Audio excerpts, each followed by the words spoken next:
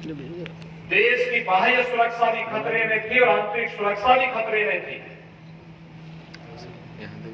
बाह्य सुरक्षा के मोर्चे पर कभी चीन, कभी पाकिस्तान भारत की सीमाओं में घुसपैठ करता था और जब कभी इसकी आवाज उठती थी तो कांग्रेस नेतृत्व की सरकार कहती थी नहीं, चुप हो जाओ, मत बोलना।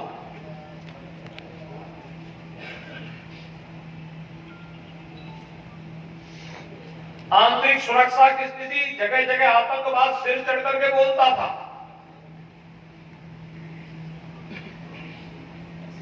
कहीं आतंकवाद है, कहीं नक्सलवाद है, कहीं अराजकता है।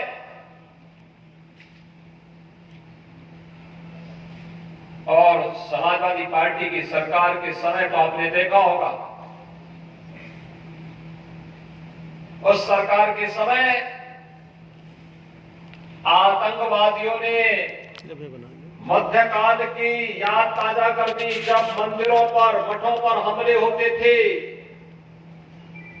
बृहद हिंदू समाज की भावनाओं को कुठाराघात करके रौंदा जाता था और ये दृश्य कहीं देखने को मिल रहा था, समाजवादी पार्टी की सरकार के समय देखने को मिल रहा था।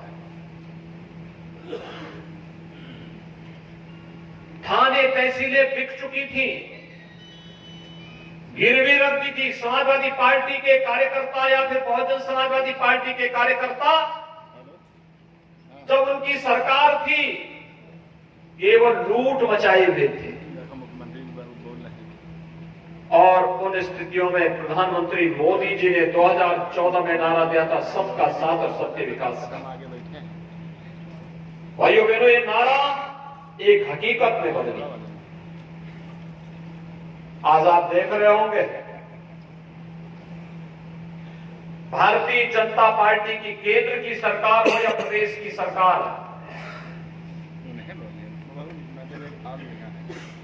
आवास दे जा रहे सबको बिना भेदभाव के,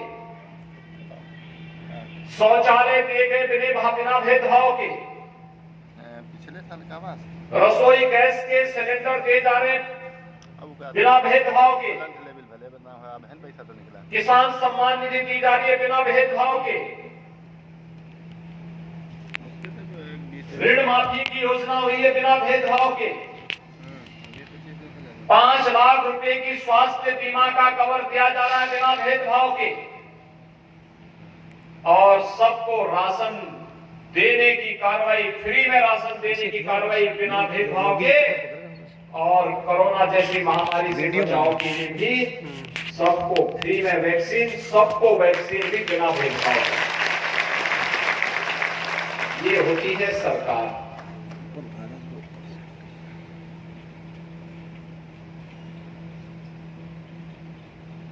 पाकिस्तान और चीन भारत की सीमा में घुसपैठ नहीं कर सकता,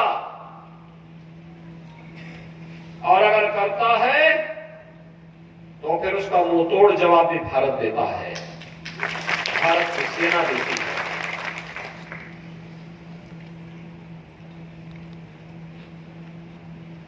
आतंकवाद की जो जड़ थी, जिसे कांग्रेस ने बोया था 1952 में, कश्मीर में धारा 370,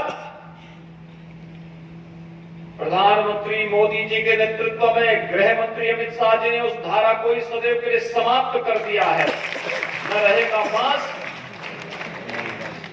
हमेशा के लिए समाप्त कर दो। आतंकवाद की ताबूत पर अंतिम कील ठोक करके आतंकवाद को निस्तनाबूद करने का संदेश दे दिया, और नहीं तो सपा की सरकार के समय इन आतंकवादियों के मुकदमे वापस होते थे,